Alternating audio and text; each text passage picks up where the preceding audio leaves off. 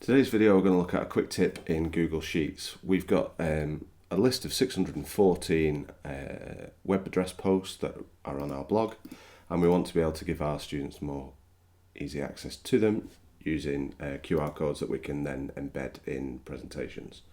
So rather than going to use a QR code generator, which would take an awfully long time, we've got a quick tip in Google Sheets. So we give you this formula.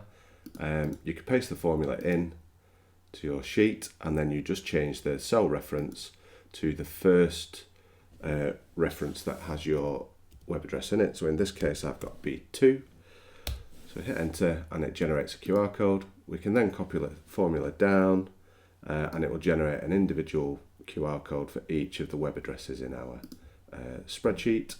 We can then copy these and paste them into presentations so that our students can quickly and easily access the web references that we want them to look at. So that's a quick tip in Google Sheets.